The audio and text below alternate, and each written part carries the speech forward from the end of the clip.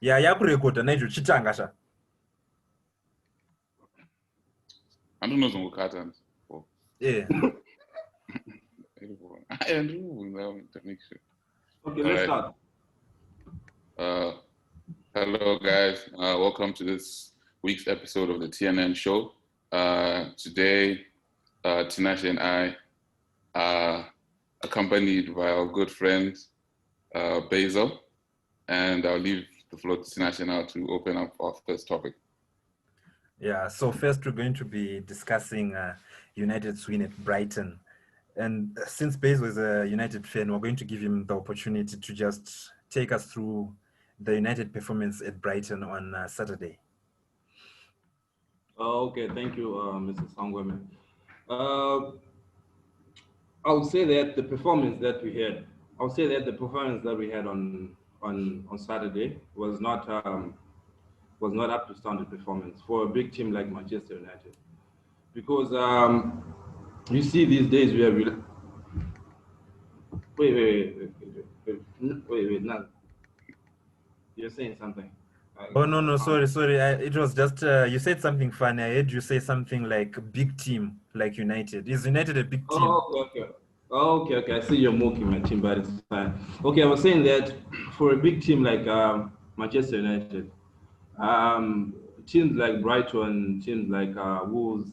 Okay, Wolves is now a bigger team, so it's better. But teams like Brighton, teams like Newcastle, that should be a walkover for a big team like Manchester United. But apparently, Manchester United is not playing up to standard because they haven't bought any players. I remember last season we bought so many players, but we're in Europa. But now we're actually in the Champions League, but we're not doing anything in the transfer window.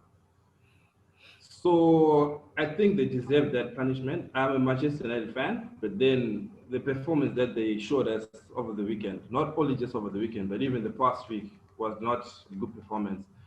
And I blame the management. I blame the players as well, because we have players like Rashford. Rashford is putting all this in effort, but the players that he's playing with, I don't see any effort at all, especially Paul Pogba, Bruno Fernandes. Okay, Bruno Fernandes is an exception, but Paul Pogba, I don't think this was to play for Manchester United. So it's basically their mindset. They are not mentally prepared to be playing in the Premier League, because we have big teams. Imagine if you start playing against Liverpool, we're going to get smashed, because we just won in the 94th minute against Brighton, and it was very sad. I wouldn't know about you guys' views. Well, I agree with everything you're saying. I also think there's an issue with these attacking-minded players like Pogba, where they feel like they don't need to do as much defensively, and they're kind of lazy. And I have seen a similar thing with Havertz. He's not like Bruno Fernandes, where he's very energetic in a way. That's why I like Bruno Fernandes. Personally, I'm a fan because he's got energy. He's aggressive when he has to defend. But yeah, I think United against Brighton, they were flat. I don't know what's happening with Anthony Martial, especially. I'm very disappointed. He looks flat for me. Greenwood, when he gets a chance, he's probably going to take it. And defensively as well, they look like every time someone is attacking them, anyone, they're going to concede. Maguire is slow. He's rigid. I don't understand. But yeah, I think they have to try to get Sancho. I don't know if that's going to go through. The left back for me, yeah, it's maybe you can get someone better than Shaw, but I think Shaw is okay. I think he can do the job at left back for Manchester United. I think centre back is a big problem, and I think that CDM position is a big problem as well. I just wanna understand something, guys, because you're talking about blaming management and blaming the players, especially when it comes to the management. When you say you blame the management, who are you blaming exactly? The management above Ole or the management and Ole? For me, when it comes to, I was talking about the Glazers and Ed Woodward, but then it also comes to Ole Gunnar Solskjaer as well. He's also included there because I'm pretty sure if Manchester United, do you think that if Manchester United get a coach like Pep Guardiola, would you think they'll still perform the way they're performing now? It's the style of football that they're using. It's totally different. Ever since Ferguson left, everything has been totally different for Manchester United. So we have to start from scratch if we want to improve our football. We have to start from scratch because we might even, like what Nigel said, we might even bring back Jordan. I mean, we might buy Jordan Sancho. But then we've had the likes of Di Maria when he came to Manchester United. He didn't do anything, but now he's shining at PSG. And we also have Lukaku. He came, he also scored, but then he's outshining there in Syria. We have Memphis Depay. He came to Manchester United, one of the best players in League One.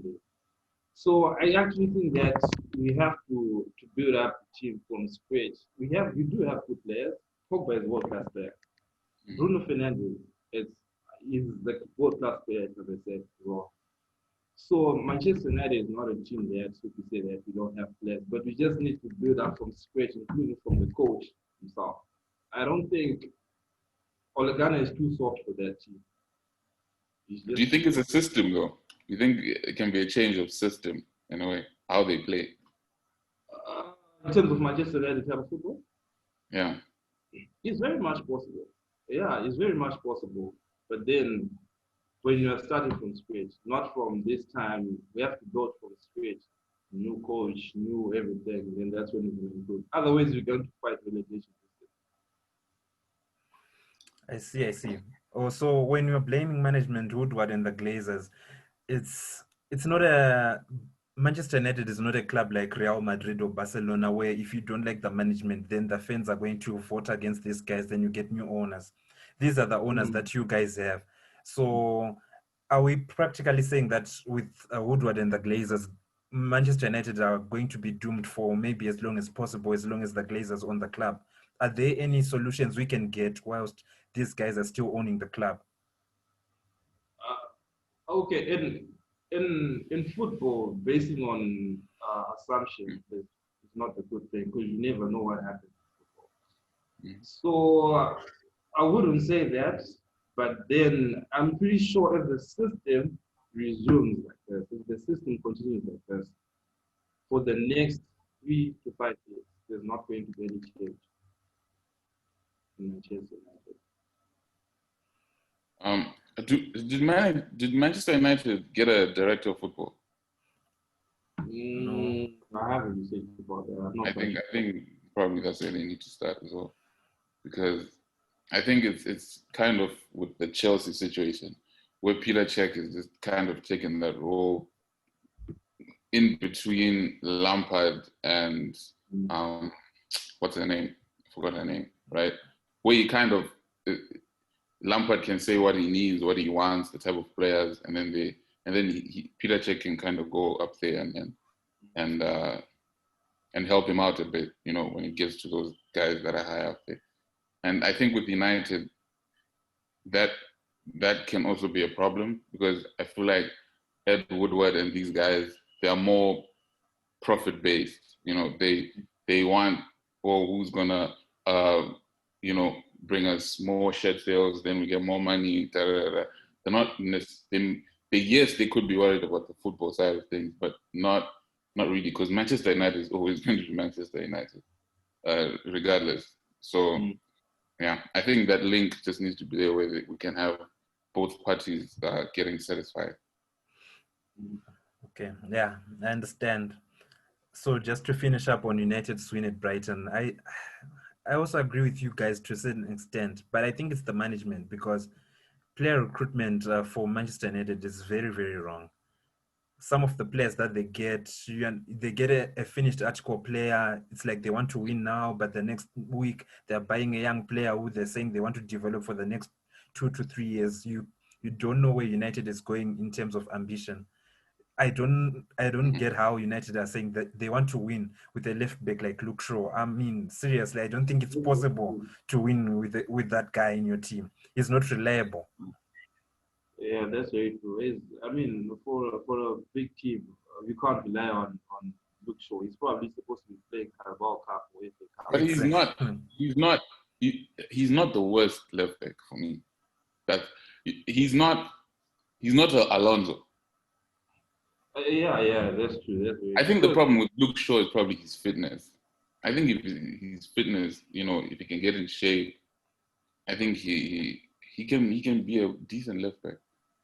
Yeah, that's true. We can be a decent left back, but then I'm saying that unless he was playing under Jurgen Klopp, because let me tell you, I can't say Jurgen Klopp is his players are not that. Look, now he bought Diogo Jota. His players are not top class, are not world class players, but he's making those players world class because of the football that team, So if Shaw goes to Manchester United, he might, to Liverpool, he might actually play for, and then you might not even know that the Shaw was at Manchester United. So for now, we can't rely on him. He's a good player, but we need a world class player right now. I don't think Shaw is able to go through that, but I don't know. You never know. So do you think Tellez is that player? Sorry? Tellez, the guy from FC Porto, the left back, right? No. I was never up for that transfer zone. He's not a world class player. He's supposed to go to Liverpool. Yes, he's going to perform to Liverpool because Liverpool is playing good football. Manchester United, he can't go there. I'm not even impressed with that transfer. I'm not impressed. Unless if it was Sancho, maybe that would make a difference. But with Manchester United, you never know. Okay, let's move on to Everton, the most hyped up team, I don't know, in the last 2 weeks. People are just hyping up this team for absolutely no reason. 9 points out of 9 points for Everton. Of course, it wasn't as glamorous as the last two outings, 2-1 versus Crystal Palace. I just want to get your guys' reaction from their performance on Saturday. Okay. It was a splendid performance, I won't lie. Everton is playing good football. Okay, comparing to the other performances that they had, it's not the best of the performance that they had the last game. But I think Everton, the advantage that they have is the coach. They have a very, very good coach. We have Richarlison there. Richarlison is, okay, he's always been consistent, but then he's not a world-class player. He's very good, but he's not a world-class player. We have Calvert-Lewin. Whoever knew that Calvert-Lewin was going to be that good at Everton. He's now scoring goals. The coach now has the confidence of that player. We have James Rodriguez. I think that guy is very underrated somehow. I think James Rodriguez is very underrated. Of course, he had ups and downs, but then I think he's a very, very good player. I would tip him to be in the team of the season, this season actually, because he's a very good player to me, definitely. Yeah, basically those are the three people who are playing best. And Alan as well. Alan is playing splendid football. I don't know about you guys. All right. I think Everton, obviously, against Palace, it wasn't their best performance from the last two games, compared to the last two games. But I think, for me, the difference is Doucouré and James Rodriguez.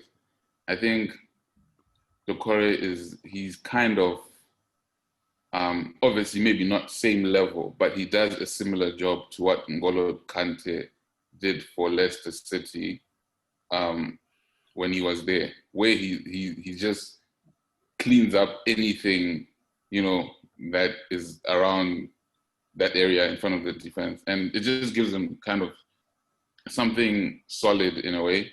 And then I think James Rodriguez, the passes, the vision. For me, that's the most impressive thing. It's just his vision. The key passes he plays, the little through balls, that kind. I think it gives Everton a different kind of creativity. You know, just different from that. Oh, right back, left back, bombing forward, crosses, da da da, da, or whatever it may be. I think it just gives them something different, and that's why you see Calvert getting goals now. Richarlison looks like he's, you know, from probably another planet. Um, I think Yamas is probably the key factor in there. I agree. I agree with you guys. Yeah, they've been quite impressive. I just can't wait for them to just lose their form so that I can be right and say that James Rodriguez is going to be the flop of the season. But hey, he's always proving me wrong. But what's the Premier League without, you know, some sort of controversy, especially coming from the referees? Because that 2-1 victory was aided by a penalty given to Everton when, you know, Joe Ward was adjudged to have made a handball.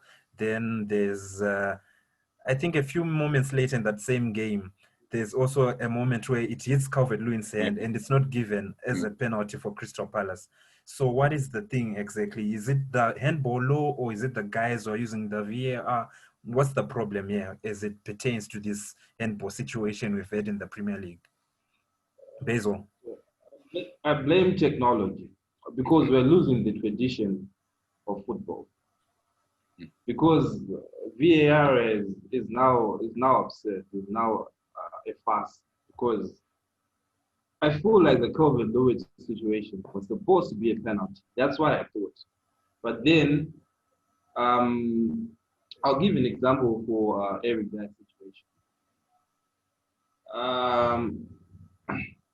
That was just stupid, if I may call it. Where's this rule of ball to hands? That's the same rule that happened to Eric. He was facing that side, then the ball was headed by Andy Carroll. That's ball to hands, but VAR is giving no chance to that. I blame technology because the tradition is shifting away, is making us shift away from the real football that we have. I don't know what you guys think.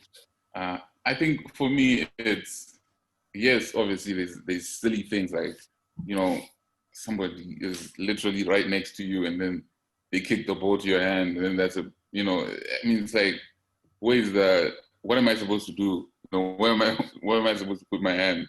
But another frustrating thing for me that's worse is the inconsistency in the decision. If you're going to say handball is a handball, then a handball is a handball. Then you have to give everything. You don't like say, oh, the Joe Ward incident was a handball, and then, you know, on the other end, minutes later, oh, that's not a handball. What's the? I think it's very inconsistent. That's the biggest problem. If they say handball is handball, then people will get used to it. Then people know that the ball hits your hand in the 18 area, it's a handball. Then people won't be bothered. But now if it's like, oh, this end they give it, oh, this other end they don't give it, it's like doesn't make any sense. Exactly. That's the thing with me. That's the problem. Because when you look at, especially when watching other leagues, the Bundesliga and Serie A are perfect examples. They've said this when it comes to handball, even if it's natural position, even if you say I can't put my hand anywhere, if it hits your hand, it's a penalty. So they do that for all calls. So at least you know, even if it's not your fault, it hits your hand, it's a penalty.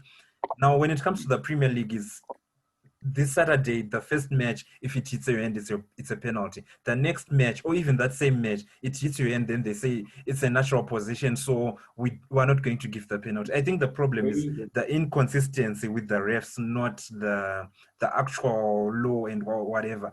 The refs in the Premier League are just so bad, and I think it also affects English teams when it comes to Europe, because when they get refereed by these guys from Italy, Germany, they get they get these calls they don't really understand that always happen in other European leagues, and I think it also affects the performance. I don't know if you agree with me.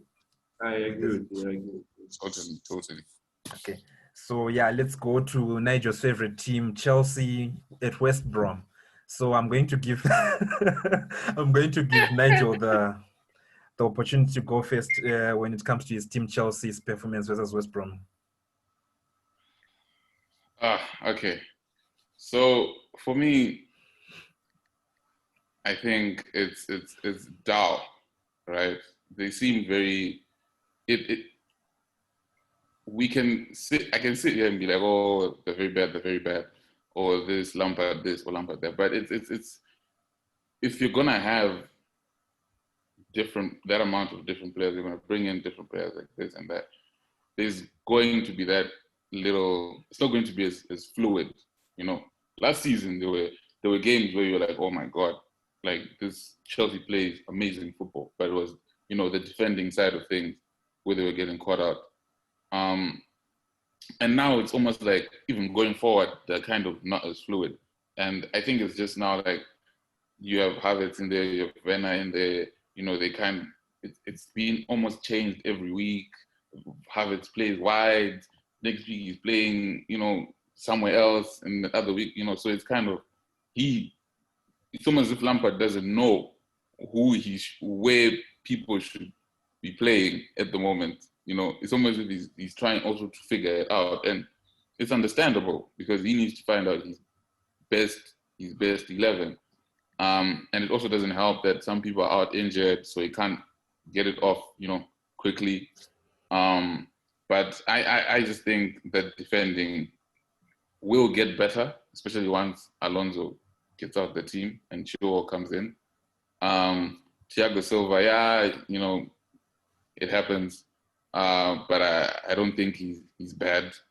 I just think maybe Christensen, maybe over the past, since the league started, I think Joma deserves to sit in there. I think he's been the better one. I don't know why, Christensen gets the nod, but hey. And then Reece James had one of his less impressive games against West Brom, but I think he's good there. So I think over time they will get better. I think against West Brom, you have 2 Alonso goals, like Lampard said, and then you have that slip. That it's not something you can predict. It's not a defensive error or anything. So then you're 3-0 down, and then I think actually the second half they were pretty good in terms of they showed that they can go forward, and heads off to Callum. I think he came on. I think he was the difference. Honestly, I think if he doesn't come on, Chelsea don't do anything for that second half. So I think he just needs to figure out where certain people are playing, and just get people playing in those positions regularly. He needs to figure out whether he's going to play Werner out wide on the left side when Christian Pulisic comes back, things like that. And I think Havertz is, down the middle. I don't think he should even be down on that right hand side or the left, wherever he goes. I think down the middle, that's his position. Yeah, but I think with time they'll get better when everybody comes back. I don't think it'll be much of an issue. Basil? Okay, I think Chelsea is just as confused as Manchester United. Chelsea is struggling as much as Manchester United. I agree with what Nigel was saying. Some of the things I agree, but I feel like Lambert just bought too many players. It was more of panic buying. That's what I think. Because we have Timo Werner. His performance for me is not standard performance. I don't like his performance. I would prefer, for now, if I was a coach, if I was Lambert, I would prefer Abraham to Timo Werner. No. Whoa. Wait. I'll let you land. If I was a coach, you're not the coach. If I was a coach, I would prefer Timo Werner in place of, Abraham in place of Timo Werner. Because he's not playing good football for me. Apparently, recently, Abraham has been playing good football. He's been playing good football. And last season, it's not like he did bad. He did actually good. But then towards the end of the season, when you came up, that's when he started doing that. So Abraham is not used to the system in the Premier League. Timo Werner is still trying to get used to that, and he should be playing probably on those cups, the Carabao Cup, on the because it's just the price tag. It was just expensive, but then his price tag is not matching his performance. That's for me. What do you think? One match he plays up front, the other match he's on the left. Okay, No. the thing is, you don't uh, you don't have to play many games or you don't have to let a player play many games for you to see his potential at the club or in the English Premier League. I'll give you an example of James Rodriguez. He never played in the Premier League, but you can see that he's doing very well, and you can see that he's adapted very well. But he's playing almost We have your position. Bruno Fernandes. He came and he outshined everyone. But then Timo Werner is, for me, for now, is a no. I wouldn't put him in my team. I would rather put Kaya versus striker than put Timo Werner. So listening to you guys talk about this, yeah, is one same thing. You guys are talking about the same thing. You're giving the same reasons, and yeah is excuses for Frank Lampard. These are just excuses for Frank Lampard. If I would blame anyone for this draw, because I expected Chelsea to win, it's Frank Lampard. Because the start that was the start that we got from Chelsea, I thought it was just an attitude problem. When they got onto the pitch, I think they thought they were too good. They thought they felt entitled when they started playing that game. They felt entitled that they're just going to come here and whip West Brom 6-0. But they didn't actually want to perform to beat West Brom. They thought just because we're Chelsea, we're going to beat them 6-0. And they got a wake-up call because Marcos Alonso, as we said, he was sleeping.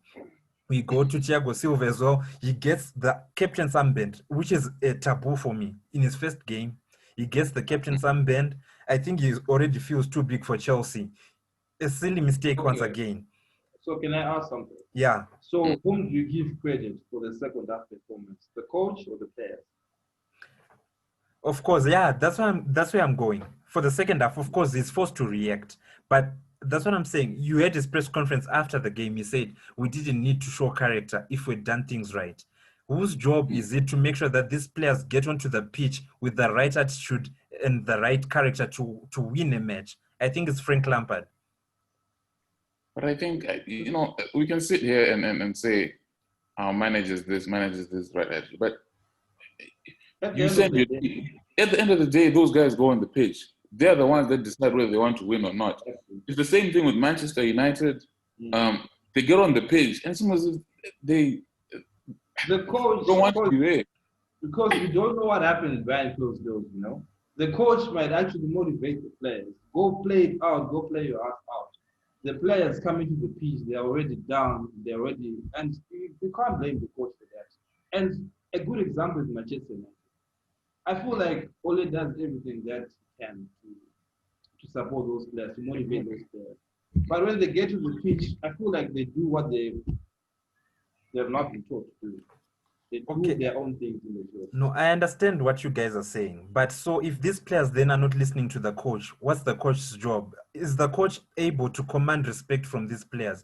Because if they get onto the pitch, then they start doing what they want. They're clearly showing the owners or whatever that this is not the coach that we want. Are we saying that these players at Chelsea don't respect Frank Lampard? They're not willing to listen to what he has to say? I think that's the difference with managers like Ole Gunnar Solskjaer, Frank Lampard, and managers like Jose Mourinho and Carlo Ancelotti.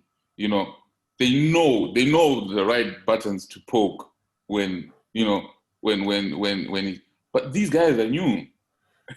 Frank Lampard started managing 2 seasons ago? Exactly, that's the thing. I get what you guys are saying, that they're new and inexperienced, but that's part of the problem. So is Chelsea, are we the Chelsea fans worth the money to just wait on this guy to learn to be a manager, to learn which buttons to press? If it takes him 6 years, are we supposed to wait for 6 years to get our first Premier League title or what?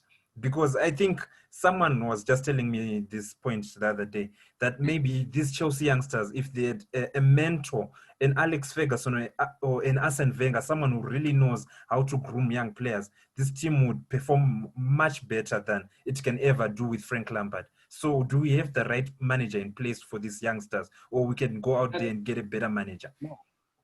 For, I've for always said no. Chelsea, yeah, I mean, for Chelsea, it's too early to say because Frank Lampard just came in Chelsea. It's different from Ole Gunnar. It's different from other coaches. Give Lampard time. I'm pretty sure he'll become the next Jurgen Klopp in that league. That's right. I will give Lampard this though. When he has a way, you can see he has a way that he wants to play. I'll give him that. It's visible. You know, it's different from, I think, Manchester United, where it's almost as if they look like they don't have like a way they want to play. You know, they almost look better when they have to defend and go on the counter attack. You know, Okay. Yeah. So I think, but either way, I think you're gonna have to give these guys time. You can't. If you're going to stick with them, you're going to have to give them time. Of course, yeah. No, I agree with you guys that Lampard, I'm not saying sack him. Don't sack him, of course. Give him the season. Let's see how it unfolds. But as it comes to just Lampard, sometimes tactically, I see some incompetence, inadequacy when I look at this Chelsea team, because it did not take him even 3 months from the last season when Sarri was sacked. This Chelsea team has had a tradition ever since Jose Mourinho came until Sarri got sacked, that Chelsea was very good at defending, especially when it came to set pieces. Lampard has taken over, and it's now a year and a half now, including this season. We concede set pieces. We just concede when Chelsea concede the corner. You put your heart in your mouth because you know a goal might be coming. The difference with the Sarris and the Mourinhos that they've been in the game for a long time. Mm-hmm. Lampard was out of retirement, I think he said for 1 year or something, then he got into coaching. But the Sarris, they've been coaching, they in the Serie A, they've gone to the Mourinhos, they've gone to the Portugal League, they've gone to the French League and everything. So it's different from Lampard because we cannot compare him to the Sarris because those guys are well experienced. So that's why I'm saying if there's a coach that should be sacked, it's Ole Gunnar Solskjaer. Okay, all right, guys. Ole Gunnar Solskjaer should be sacked. Okay, I'll give this up. I'll just leave one statement before we move on. I understand this notion of being a young manager and what, but when I compare Lampard to some of his peers who are these young managers, I look at a guy like Mikel Arteta. I just think he's just so much better. I don't know why, but I just feel he gives me the feel that he's got less players, especially defensively, but he's so much better. I think he's. You know when you're playing Football Manager and you're creating your coach, and then you can have a coach that's very good at this, but not very good at that, very good at this. I think because Mikel Arteta was under Pep, his tactical awareness is good, right? Unlike the other two. I think the other two are very good man managers. That's what I think. You know, but I think Arteta overall, I think he's maybe the better coach of the. I agree. Okay, so let's move on and react to Tottenham's draw versus Newcastle United. I think they were leading for quite some time, missed some opportunities. Then in the last minute, Eric Dyer does what Eric Dyer does, as I've said before. He doesn't deserve to be playing in this league. I think Eric Dyer should be playing in the Sky Bet Championship or Sky Bet League One. Yeah, I don't know. You guys give me your thoughts on Tottenham Newcastle. Yeah, Bez will go first. On Tottenham Newcastle, I must admit that Tottenham as well, they're playing good football. It's not bad. It's good football. And all I can say is Son impact on Tottenham is very intense. It's very intense. Because if you realize that after he got subbed in the second half, we saw that the performance for Tottenham was not as good as they were in the first half. And then I agree with you as well when it comes to Eric Dyer. He's not supposed to be He's not supposed to be. I wouldn't know about fitting in the team, but center back is not the right position for him. Maybe he might do well to his original position, center defensive mid. And I feel like Sergio Aurier still deserves to be in that team as well. Because it was just unfortunate for him because Mato had came, he's a good player, so it was very unfortunate. And we also have Sergio, he came now, and so I don't know how the team is going to do. But watch out for Tottenham as well. Tottenham is going to be a good team, especially when Bell comes.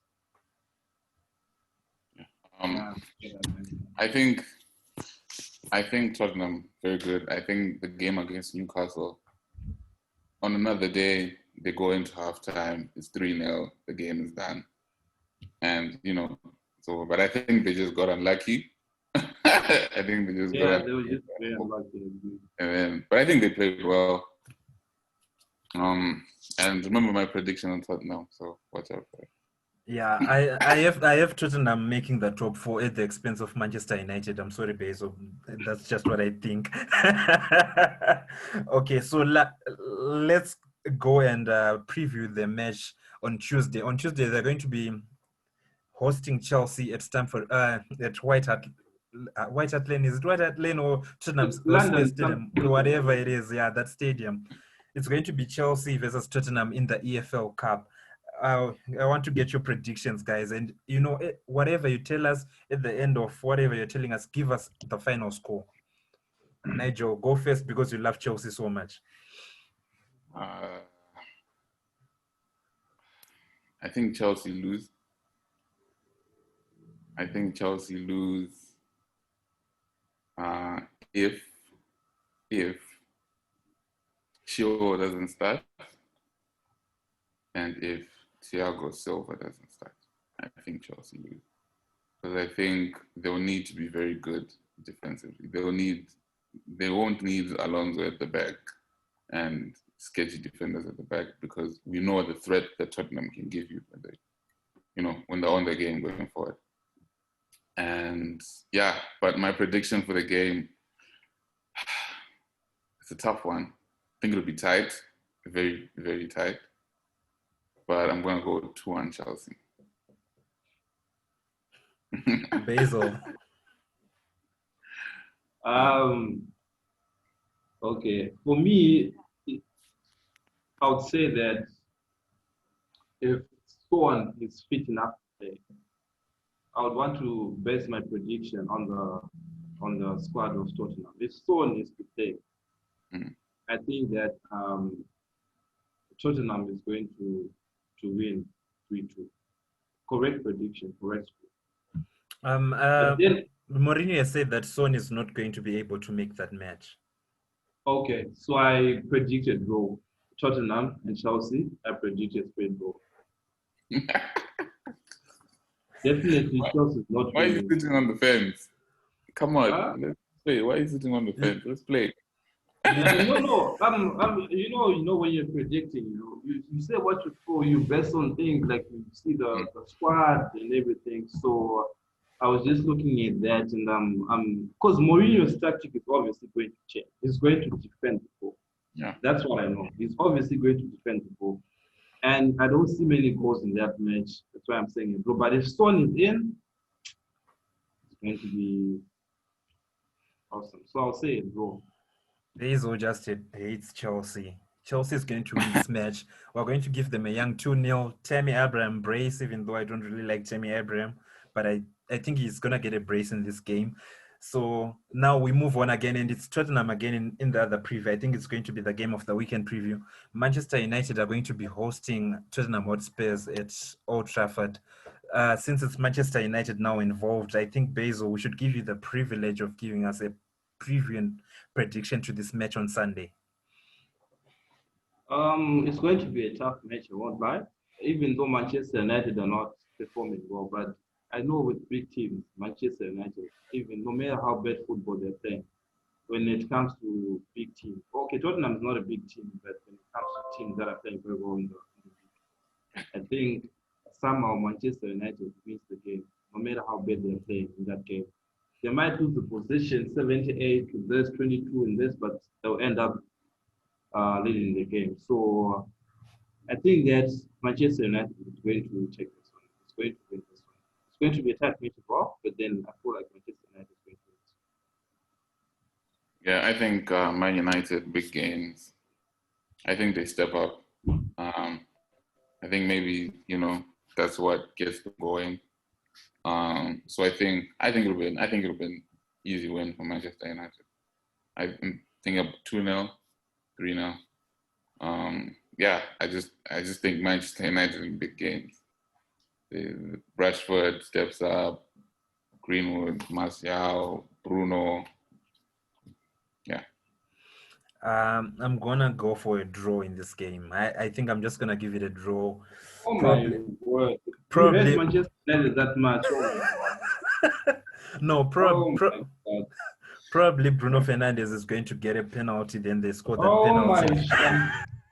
You know that happens every week. So done. even when the whistle blows, penalty, Bruno. Even when the game is over, it comes back to a United penalty. No, it's fine, man. We'll come back after this. We'll talk about it. Yeah, so I'm predicting a 1-1. Bruno Fernandes is gonna get the goal for Manchester United, and maybe someone unorthodox. I'm gonna go for maybe a goal from a corner from Toby Alderweireld to equalize in the match, so it ends 1-1. So that Tottenham still have the advantage of making the top four. They're my pick for the top four. So let's move on, and I want us to talk about Tottenham's schedule, because I feel like it's not been fair on them. They played Newcastle on Sunday. They're going to get 1 day to rest. Then they play Chelsea on the Tuesday.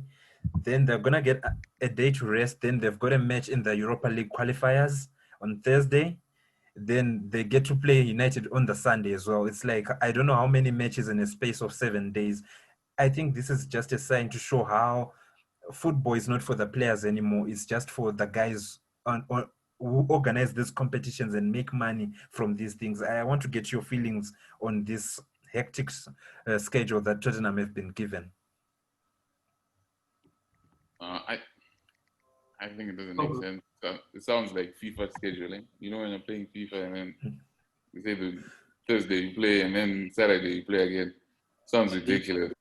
Yeah, I mean, it happens every season. They were just quite unfortunate. They got the current, but then they might pull through. They might prevail. We never know. But it's gonna be a tough one for them. Is it even healthy, especially now? Because I know I'm speaking to you two guys. You are athletes of some sort. You've played sports, after high school, and stuff like that. Can you be playing a match after some of these matches are actually a match in less than 48 hours? You've got another match. Okay, I wouldn't know about the example that you gave, but then it's different. You know that in high school you always have to go to play football, and you're always excited to play football. So if one match comes after the other, imagine if we're playing 2 matches. We used to play like 3 matches one day, right? Exactly. Imagine if we play those kind of matches in a short space of time. We'll actually be happy. We're obviously going to cry when you're going to sleep, when you're resting, but at that point in time, that's the thing. So I don't know. They have some days to rest anyway. So they should stop them being sissy and every time. They should play football. They're getting paid. I think it'll be interesting to see squad selection, though, how it plays around with these players. Yeah. I wouldn't be surprised to see some fresh players we haven't seen before in there. Yeah, so just to note, you guys should also tell the world that I was an athlete in my own right, third choice goalkeeper who never played. Yeah, man. You were a very good goalkeeper. The best number 3 you could ever get in the world. But I must acknowledge you're a good gaffer. You're a good gaffer. Okay, so yeah, the next match is going to be, it's now we're talking about the team. I told people, a lot of people are making a lot of noise about this team, saying it's going to win the title and all that nonsense, all that noise. I always knew it's never going to win the title. I don't think it's happening this season. Manchester City faced Leicester City and the score was 5-2. I want to you guys to give me your thoughts as it pertains to this performance by Manchester City. I think Pep Guardiola is now too confident. He's overconfident, not too confident, I would say. Because the first 11 squad was fine. It was okay. But then if you check his bench, he was relying on youngsters too much. Yeah, I mean, yes, it's good to build a team around youngsters because in the future, those are the ones that are going to play for the team in the future. But then he was just too overconfident. He thinks that he got it all, but it's different. Leicester is coming up. Leicester is a good team, and they have a good coach. So it was just very stupid of him to underestimate Leicester.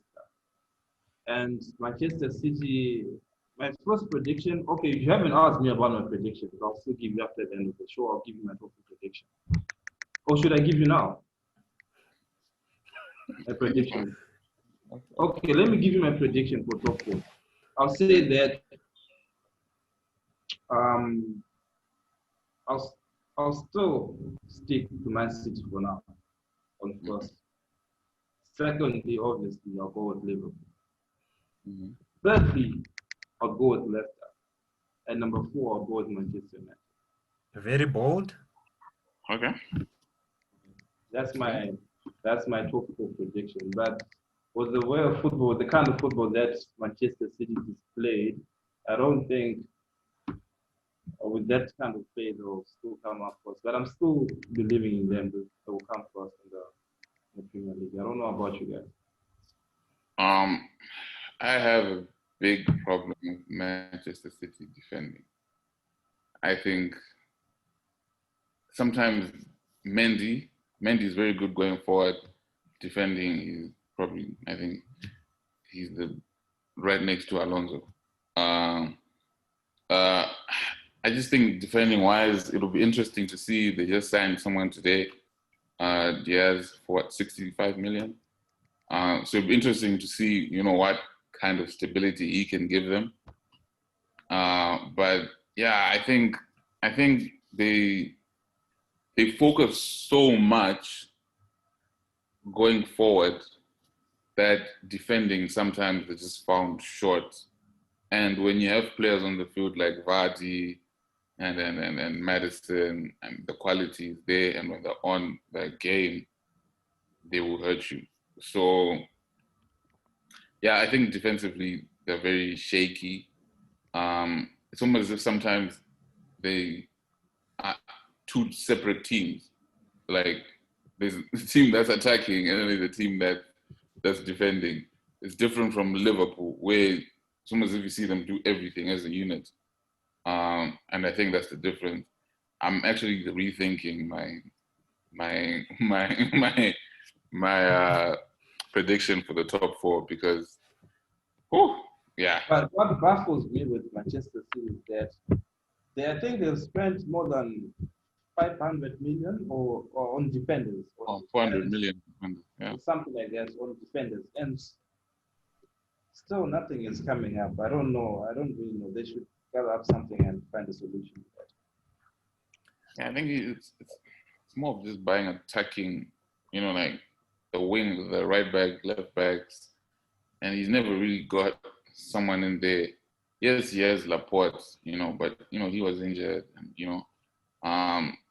he's just never really got someone like a Van Dijk, who's just gonna sit there and just command that back line, tell it what to do. Yes, you can have the left back and the right back going forward. Fine, Trent does that. Robertson does that, but when it's time to defend, everybody has to defend as a unit. Everybody has to, do the same going forward. That's the issue with Man City. And I understand, especially when you say about in terms of these fullbacks who attack and are not quite good defensively. Because if we look at it, comparing those two back fours, Liverpool's back four and Manchester City's back four. Joe Gomez came when Brendan Rodgers was still the coach for Liverpool, and I think it was about £8 million. Trent Alexander-Arnold is free transfers from the academy. Andy Robertson was from a relegated Hull City team, also on the cheap. I think it was something like 5 million or whatever. Virgil van Dijk was like the icing on the cake. Of course, 75 million. They paid a lot for him, but that's why I'm saying look at the valuation of the two back fours. It's so different. Manchester City, they lose by 5, then the following morning they buy someone for 65 million pounds. Taking the total amount of defenders they've bought to 570 million pounds. Is it going to are they going to keep buying these defenders year in, year out, or are we going to eventually come to a conclusion that as good as Pep is as a manager, of course we're winning trophies, but can we put a question mark on his tactics when it comes to defending? Yeah, I think we can. I think he's more of, when they say you defend by attacking. Basically, that's him. And sometimes, it works. It can work most of the time. But sometimes if you have a team that's been very stubborn and they have the pace up front as well, you'll be in trouble. You'll be in trouble. You get caught up. No, I see. And I also think it's an example to all those guys who've got a lot of money that sometimes you have to learn to use it well. I mean, I think they bought Benjamin Mendy for 50 million. That guy wouldn't even make it in my Stoke City team if I was Stoke City manager. Yeah, that's what I was saying. Football is now more of a business. It's losing its traditional values. Like, I'm a conservative person. What I used to see when I was very young is what I still want to see, but it's different from these money. They're now doing it for money. So yeah. Benjamin Mendy is not a baller. Even when he touches the ball, you can see this guy is not a footballer. Okay, so yeah, one other team that joins Everton on the list of 9 out of 9 is Leicester. And I don't remember ever talking about Leicester City on this show. Are we sleeping on Leicester City, guys? Are we sleeping on their potential? What can they be? Can they challenge? Of course, they're already in the top 6. They made the top 6 last season. They were 5th. Are they going to be able to stay in this top 6 with maybe Tottenham and Arsenal looking a bit more serious this year? Or they can actually challenge for the Champions League places? Basil? I mean, for me, top 6, that's a guarantee for Leicester City. That's a guarantee because they just this season is just a disguised nest of during Ranieri's time, if I may say. No one ever thought that Leicester was going to take the lead that time. But I'm not saying this time. Of course, they're tough opponents. Liverpool are coming so hard. Manchester City, they're coming hard. Arsenal are coming hard. Tottenham, Everton, they're coming hard. But then I still believe that they can get something this season. I'd give them a predicted silverweight for Leicester this season. Be it FA Cup, be it the Premier League, be it BAL. I really feel because they are playing good football and they really deserve something. They have a good coach as well. Brendan Rodgers is a very good coach. So, of course, it's still too early to talk about it. The season just started, and we have to get some consistency. But for now, if I'm to judge them, they're playing very good football. Yeah, I think for them, it's just a matter of can they keep certain players fit? Can they keep those players playing at a very high level throughout the season? And I think if they can do that, I don't see why not. They won't make the top 4. Honestly, it's just a matter of because guys like Vardy, Madison, the quality is there. CDM, I think is good in there as well. So yeah, I think it's just a matter of can you keep them at that level. Okay, I see. So let's just take a short moment to look at some of the Premier League's transfer rumors. There's transfer talk of Josh King going to Tottenham as a sub for Harry Kane. Is this a good move or they're just wasting their time? It's not on this level. What is it? You guys tell me what you think about this. I mean, for a sub of Harry Kane, that's a very good move. because obviously we would not expect him to tank the first 11. Harry Kane is a very good player, calm, and his execution is very good. So for substituting for as a sub for Harry Kane, that would actually be a good sub because right now he's playing in the EFL, right? And I think that he's a good player. Last season he played very well, just like what Callum Wilson did. He got a club to the Premier League and he's doing well. I think Josh King also deserves that, and Tottenham might actually be one of the right club for him. So if they can pursue that, that's a good move. For me, I think Josh King. He's a good player. He's a good player. I'm a fan, but I don't know if it's the right move. Not, it'll be obviously a very good move for him, but I don't know if Tottenham. That's that's the kind of people they want to be bringing in, especially when they want to be breaking into top four and Champions League and all of these things. If Harry Kane is not there, is he really your man who's gonna give you almost the same amount of goals as Harry Kane? I don't think so. So I don't know. It'll be interesting to see, but I think they can do better in the market than just. Okay, there's also stories of Dele Alli leaving Spurs for maybe PSG on loan or Monaco on loan. Spurs right to be letting him go. Yeah, him going that would be a very good move because Bell just came. Son is playing good football. Harry Kane is playing good football. Lucas Moura is playing very good football. And considering that Ali was on injury last season, the end of last season, I don't think that he should stay at Spurs. He should actually move to another team. If he still wants to play football, if he still wants a great future for him, he should move to another team. Because at Spurs, his career is just going to be going to the drain. I think for him it's I've always had an issue maybe with attitude wise. He's one of those players, where those attacking players where he feels like I don't need to work as hard, etc. etc. But I think obviously if he gets a move away, gets more playing time and etc. He just needs a manager that's maybe understands him or maybe a system that works for him.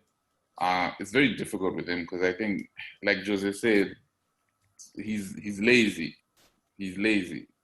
So I don't know. He needs somebody to kick his butt on. Yeah, that's true. And I think him leaving the English Premier League, he should move away from Spurs, but then him leaving Premier League, I don't think it's for he plays good football. If he goes to another league, no one is going to watch his performance. No one watches a French League One. So it's going to be very hard. So if he still wants to be relevant in football, he should stay to the BPL, APL, and then. Where does he go though? Sorry. Where does he go? Obviously not a big club. It should not be a big club. I would probably suggest maybe a team like Wolves for him. Nah, they work too hard for him. He won't work. Yeah, you are that, I guess. You'll be told how to play hard football. Yeah, Some Dele Alli hate on this show. I see. It's not hate. It's hate. This is hate. He's a good player, but when you're under Mourinho, somehow obviously there's going to be a player who's going to have issues with Mourinho. Every time, whatever team Mourinho coaches, there's going to be that player who's going to have issues with Mourinho. And I blame Mourinho for that, for information. Yeah. No, I actually don't think. I think Mourinho, if you look, he usually has issues with players that feel that when they're on the field, they don't have to, work as hard, especially defensively. Because even Chelsea had a problem with Mata, I think. Those kind of players where they feel like, oh, I can, sit in my little pocket and not do as much. That's usually the player he has problems with. Okay, so one of the most shocking out of England this past weekend, there's talk of Frank Lampard, the great manager, you say, Frank Lampard, open to letting Kante leave Chelsea, and United are taking a keen interest. I don't know. We should start with the Manchester United fan because Nigel's already shaking his head. So, Basil, you should go first and give us your take on N'Golo Kante to United. N'Golo Kante is a very good player as well. I must say, he's very good. Defensively, he's a very good player. But coming to Manchester United, he wants to kill his career. For now, coming to Manchester United, he wants to kill his career. I mean, how many defensive midfielders with Manchester United? Of course, we have Matic, he's old. Last season, he didn't play bad. He played good football. We have Van de Beek. He can play. He can be down. He can play defensive. I mean, N'Golo Kante for what? He's a good player, but then one man. It's not a one-man team. If he play using N'Golo Kante, his career is just going to go to the drain. He needs to go to a club that is still chasing the title. The club that is still winning trophies, silverware, and everything. Manchester United is not going to win anything anytime soon because the performance for Manchester United has been very dismal. So I would not. The other team is Inter Milan, is it? Mm-hmm. That would be a very good move. And considering that he played with Conte and Raw, they really understood each other. And I think that with that he can pull something up. Then not Manchester United. I'm a fan of Manchester United, but I'm not too crazy with kind of football they play now. No, but I understand what you're saying, Basil, in terms of ambition and killing his career and all that stuff. But a guy like Kante, especially with all these attacking talent, these creative midfielders you've got, if he comes to United, isn't he going to be able to just come there and just sit in that midfield and just say to Pogba, you know what, whatever we do in France, just go and attack, do whatever, I'll cover you. Bruno Fernandes, you don't have to come back. I've got this. Don't worry. Go and get United goals. I'm here. I'm defending. Don't worry. Yeah, he can do that. That's a very good point. He can do that, but then we also have. Does that mean Van de Beek is not going to be in the team because he's a very good player? I think I agree with what both of you are saying. I think for N'Golo Kante, it can end up being a very disastrous move. But for Manchester United, I think it would be. I think Chelsea let N'Golo Kante go to Manchester United. I think it could just basically swap them. It could mean Manchester United enter top four for a longer period of time, and Chelsea just drop out in my prediction. So, because I think, like what Tinashe was saying, when N'Golo Kante comes, it makes Manchester United more solid at the back, obviously, instantly. And attacking wise, then you can have Bruno, Pogba can walk around as much as he wants. It'll be fine because he has N'Golo Kante behind him, just like in France. But yeah, I think Inter Milan obviously would be the better fit because I think Conte really loves him. So yeah, but I think for Manchester United, it'll be a good move. It'll be interesting to see how much they'll get him for, though. That's what I'm interested in. Okay, yeah. So the last one is just going to be Tottenham Hotspurs again. They want to sign a centre back, and I'm glad maybe they're going to get rid of Eric Dyer once and for all. They want to sign Milan Skriniar from Inter Milan. I don't know if you guys love this guy's game or whatever. Is he going to be a proper signing? Okay, for me, I haven't really paid much attention to his performance, but then I watched a few highlights of this guy. He's a very good defender, but you can only know how good someone is when it comes to the EPL. You can't judge him from outside. Performance like League One or La Liga is very different from EPL. It's very hard for people to adapt to EPL. But I think he's obviously going to be better than David Dyer as a centre back. That's what I think. I think it'll be a good move in terms of getting Eric Dyer out of there. I don't know if he's going to be, that guy that just gets in, he becomes the leader of that pack. I don't know if he's going to be that good. And in some of the games I've watched, yeah, he's a very good defender. I mean, but it's now just a question because I think Tottenham need that guy, just like most teams, where he'll just get in there and he just makes everybody a bit easy, when they're defending. So I don't know. It'll be interesting to see. But I think 50 million they're saying. I think for him that's a steal. Okay, I see. Football So now, is a scam these days in terms of transfer. why did you say that? Some players, their price tag that are being attacked on them is not. Grealish 80 million. Sorry? Would you pay 80 million for Grealish? No. Okay, so yeah, guys, as you know, we're not all about Premier League. Let's move to La Liga. So yeah, the first match is Madrid visiting Real Betis. It was a close one, 3-2 win for Real Madrid. I think it was a Sergio Ramos penalty in the last 10 minutes that sealed the win for Madrid. And I want to get your guys' take because I'm not really convinced by Real Madrid yet. I don't know what you guys think about Real Madrid. I mean, yeah, for me, even last season, I was not very happy with Real Madrid's performance.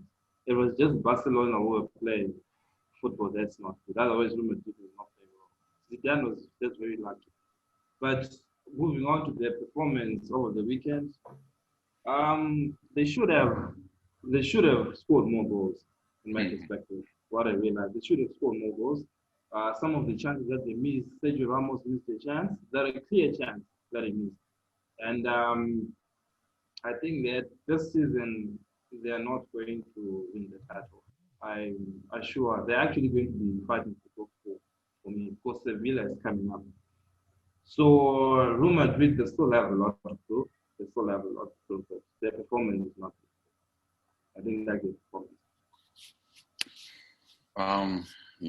My prediction was Real Madrid win the league.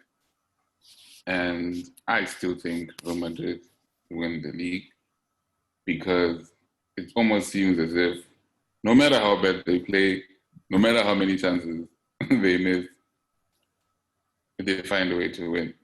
So, and I think like Basil said, that match, they missed some ridiculous chances when it was 2-2.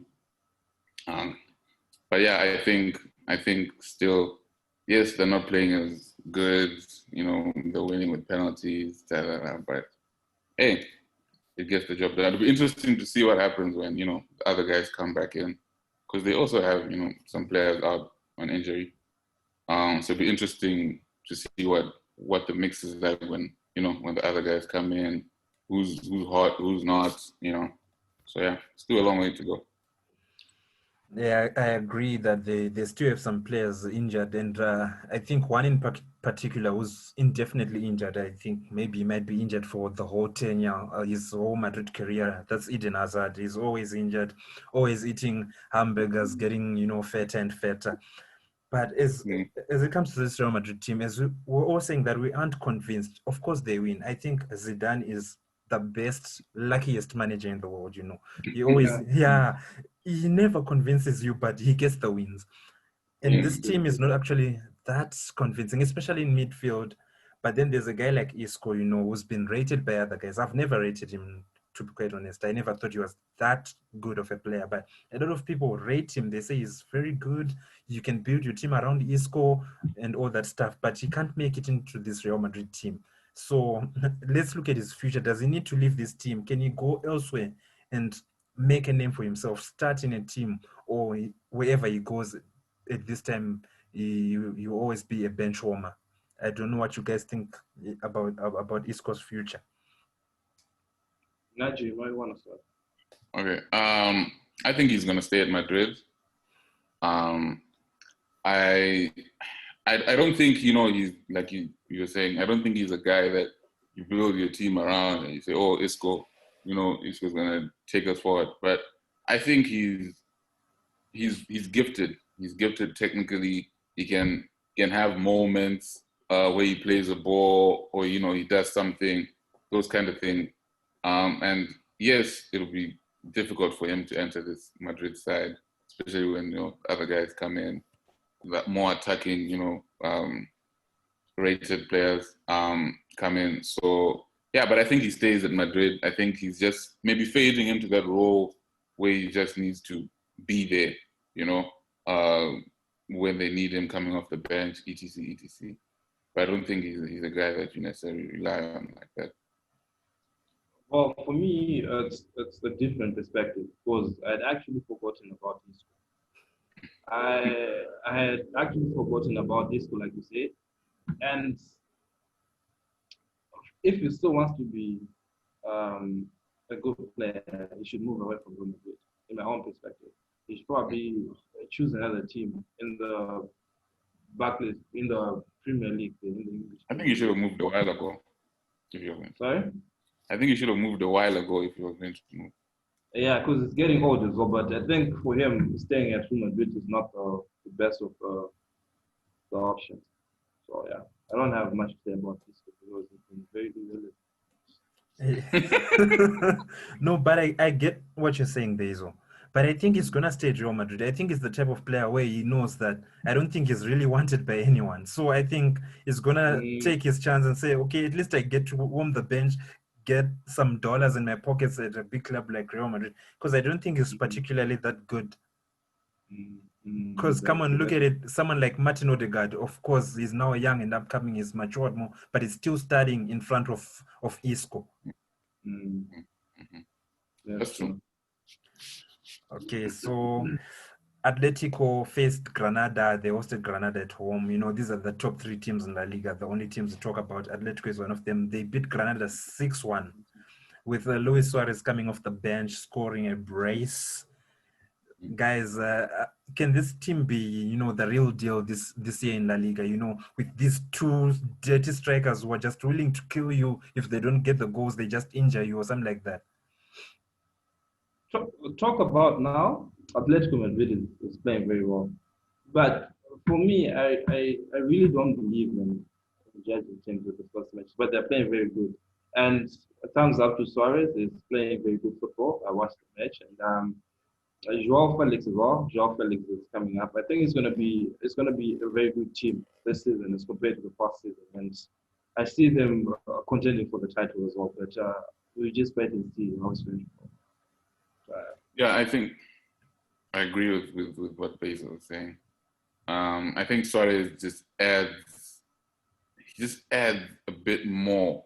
There's more quality. I think he's a better striker than Diego Costa up top there. So I think even if you look at the goals he scored, when he came on, quality goals, that header, that's beautiful. So I think he just adds that different element that I thought Atletico always lacked for me. Someone who you say, okay, he gets a chance, he's definitely 90% of the time he's gonna put it in the net. So because attacking wise, I've not always been a fan of Atletico. But I think Suarez just adds something different. I think Joao pulling the strings. I think he's I don't think we need to say much about him. But yeah, I think Suarez for me he's what they needed. He's what they needed. Of course, there was talk of Luis Suarez before he went to Atletico, maybe going to Juventus. He actually tried to go to the Italian consulate in Barcelona, tried to take an Italian test, get citizenship so that he could move to Juve. All that fell through before he went to Atletico Madrid. But all this situation was created by the phone call. Yes, let's call it the phone call, where Ronald Koeman gets to Barcelona and calls Suarez. Ronald Koeman said it took about 30 seconds or a minute on the call. I just told Suarez, get out of here. I don't need you here. So I wanted us to just discuss on how a guy like Suarez, who has offered so much, who's done so much for a club like Barcelona and etc., can his departure or his exit, can it be handled like that? Isn't that sort of like disrespecting when it comes to a guy like Luis Suarez? Yeah, that's a bit disrespectful considering that the player has been at the club for so much time, and the problem with with Barcelona. I mean, obviously he had to move. You couldn't stay after what he was taught at Koeman. He had to move away from Barcelona. I think that he did what was good for him. He has made so many friends at Barcelona, not only players but friends as well. Because I saw his interview, he was actually crying when he was about to depart, Barcelona. So it was a very, very unfair for Koeman to say that. But I don't know, maybe he did that for a reason because we have Ansu Fati coming. So we don't know. Probably Barcelona is going to be. Probably he saw something that he didn't like in Suarez. Suarez is a very good player, but then coaches they have different tactics. They have different type of players. So I don't know. So maybe he saw something that asked the fans, the audience that we didn't see. So we just wait for the season because apparently they're playing good football without Suarez, but we just see how the season ends. I think obviously the treatment of Luis Suarez, the treatment of Messi, I think that's ridiculous. I think the bus, especially with the Messi incident, uh, I think he did Barcelona a favor. He didn't cause commotion. There was a date that he was supposed to tell them that he wants to leave, da da da, and he respected that they were still playing games, but still, they afterwards they tell him, no, you're staying here. I think it's really unfair, especially when these players give so much. They win so many. We won't even talk about how many trophies Messi's won, but they do so much with it, and you simple bye bye. You can't do that. It's ridiculous for me. But at the same time, I can also understand why Messi stays, why they force him to stay, because he's Lionel Messi, and Suarez on the Suarez side of, I think they could have handled it better. I think yes, you can tell him he wants to leave, but how you do it, how you get him out of the club is a different situation. And it could also, like what Bezos said, the system that the manager wants to play. As we can see, I think Messi is now playing false nine up top. So maybe that's why, he couldn't. He was like, I can't keep Suarez because he's not fitting. I don't think Suarez wants to sit on the bench. I don't know. So yeah, it's difficult. And I also think that it's something that happened behind closed doors, something that happened that we probably don't know that led to Suarez departure. So because I mean, no matter I feel like no matter what system you're going to bring in the team, Suarez fits to any system. He's played in the EPL, he's played in the La Liga. He's a very good striker. So probably they had their own problems behind those that we don't know behind closed doors. So, I don't know. Let's see. So yeah, Barcelona, the same Barcelona you guys have been trashing. They just gave Villarreal 4-0 beating. I think no more service has been resumed in their quest for La Liga title. I don't know if you guys liked what you saw in the match. You can talk about one or two key highlights, key moments. Ansu Fati, a very good player. He's a very good player and he's very young, still a bright future. I just hope that he won't become the next Theo Walcott, but it's a very good player. That's rude. Theo Walcott had, okay, I won't say, let's just leave it. Well, I didn't watch the match. I just watched the highlights. But seeing the goals, I think Ansu Fati, especially the first one, I think that's a very, very good finish. I think he was the one actually looked like he was the one actually pulling the strings for Barcelona. So yeah, I think still they'll be third in the Liga this season. I think there's too many issues going on behind closed doors. I agree with you guys. Ansu Fati, he looks like a good kid. Maybe I think his form is actually going to be more important to Barcelona. If he stays on form, I think he gives them more of a chance in terms of supporting Messi, in their quest for titles. But again, I'll say this: I think they're just going to fade at some point. Barcelona are going to lose. Maybe, yeah. Third is as high as they can be. They're not as good as many people think. Bezo, you're What about laughing. Do you disagree? I agree to disagree. Oh no, wait, because Barcelona is there's no good team. There's no good team right now in the league. There's no team that's playing good football in the league. So it's very, very unpredictable. This season is very unpredictable. So I wouldn't, because I'm a Barcelona fan. I support Barcelona. Obviously, I would want the team to come third, but then I see something coming up this season. Okay, so let's leave this shit league what with a about lot what of about shit. man? What about? Sorry? Griezmann? You guys don't even mention him anymore. His move to Barcelona, I don't know if it was an ideal move. I mean, because it's going to be overshadowed by Lionel Messi, no matter how good he's going to perform.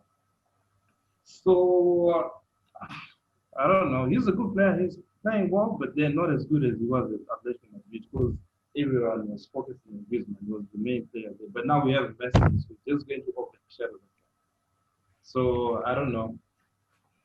What's his best position? Up top, release the Up line. top, up top.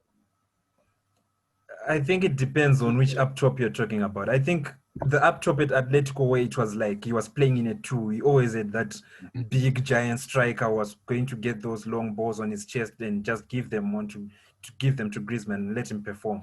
I think that's his best position. Even if you look at the way France play as well, that's why people always complain, why don't they pick a striker like Martial or Lacazette? But Deschamps always picks Giroud, gets the ball to Giroud so that he can give Griezmann the ball in those, good spaces. Bezo is,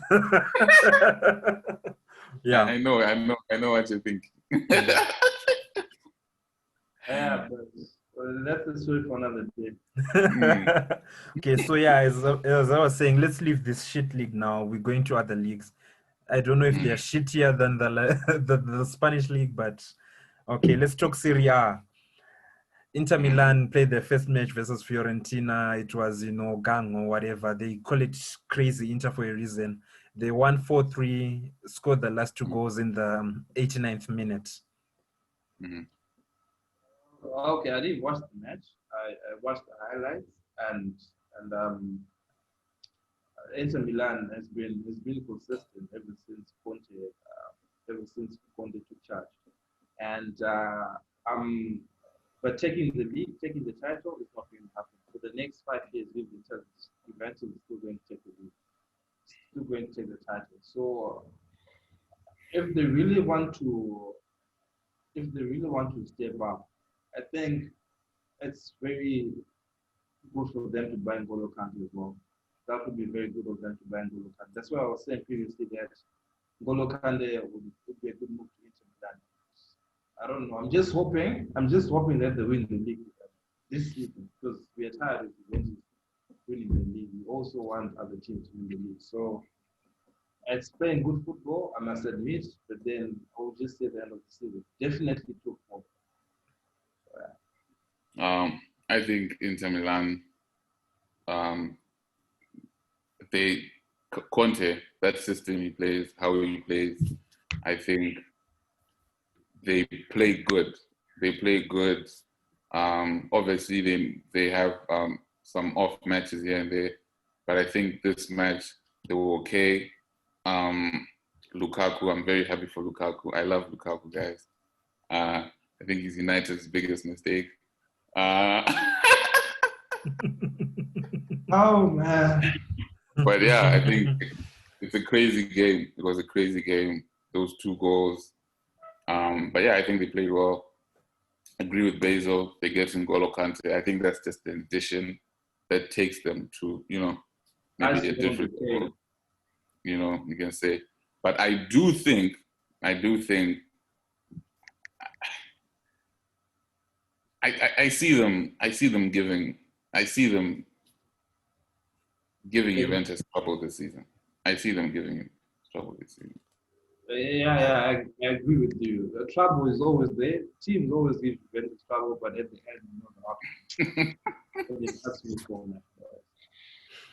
that. I will say this: if Inter Milan don't win it this year, they're probably Yeah, never gonna win it again for a very long time.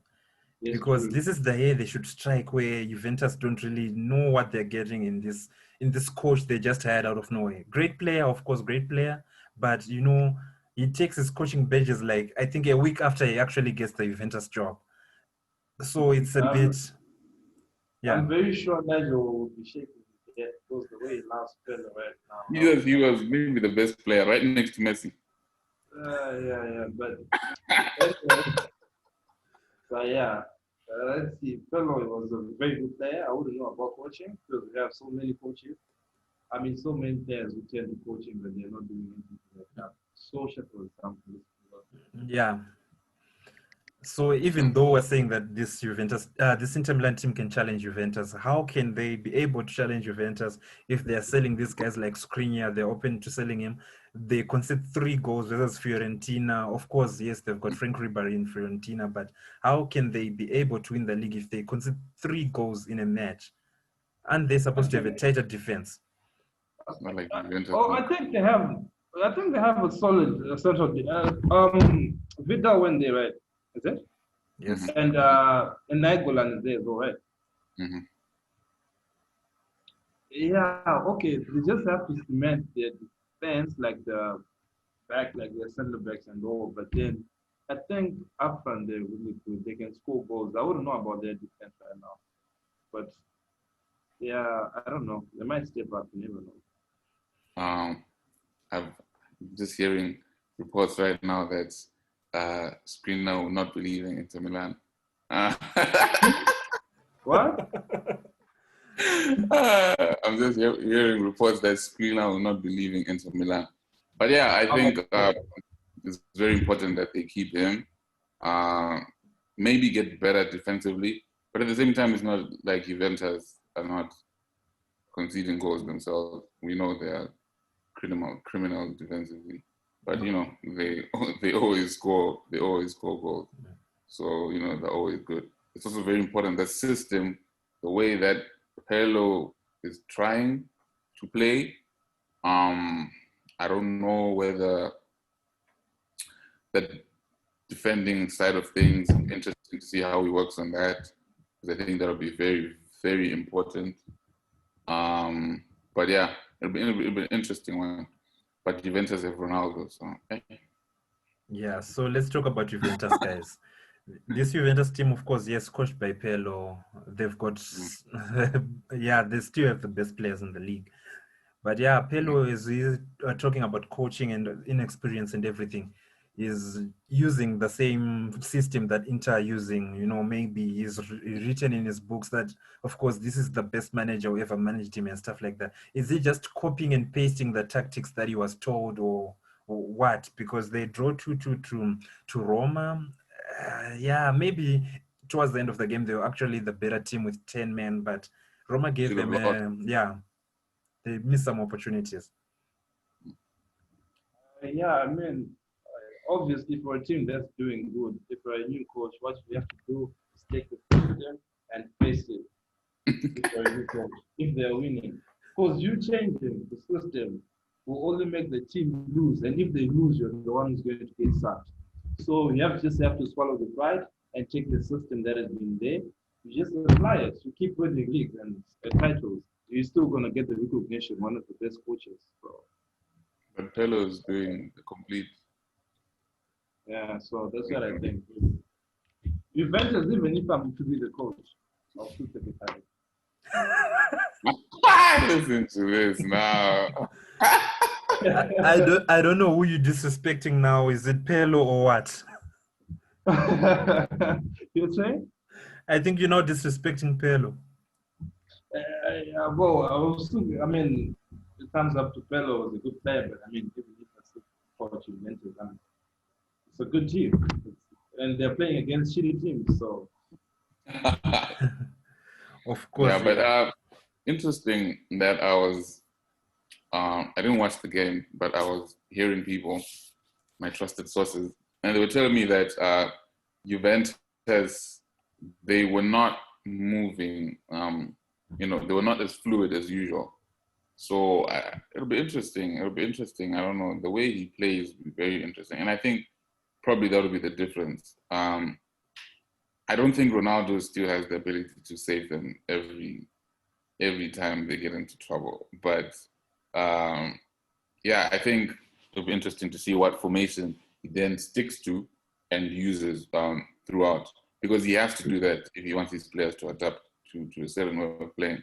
Otherwise, he's going to end up like Frank Lampard. Of course, yeah. So before Roma drew to Juventus, they played a match in the Serie A versus Hellas Verona. I think that was like, it was 0-0, but they were given a 3-0 defeat in that result because of a registration error where they take this guy Jawara and they register him under the under 22s when he's over 22, so they get the loss. I just want you guys to react. How can that be possible in a club or an institution as big as Roma? Because I think apparently it happened to Real Madrid as well. I think a few years ago, where they fielded an ineligible player in the Copa del Rey. I think it's 3 or 4 years ago. Then they got disqualified. How do these things keep happening to clubs as big as Real Madrid, your AS Roma, and stuff like that? I mean, as much as they would call it a genuine mistake, according to them, I feel like obviously before a season starts, there has to be certain protocols. You have to go certain processes before actually playing. So I don't know. I don't know. They wanted to be a cheat or something, and then they felt. So I don't really know what aspired at that time. How many? Isn't there where they can register a certain number of players that are over 22? They say that. I think the rule says that if you are under 22, right? You are not considered in part of. You can play for the team, but you're not considered in the top 25. Oh, okay. Top 25 players, right? Yeah. I think. Yeah. So they were just unfortunate that, or maybe because it changed. I think it changed 23 in July, right? You're saying it changed 23 in July. So maybe I don't know. Maybe the mistake was genuine because they thought that maybe I don't know. Since it changed 23 in July, so maybe they just say that they just considered his age at that time, and then they said it was 22 without considering that he was going to turn 23 this year. So I don't know.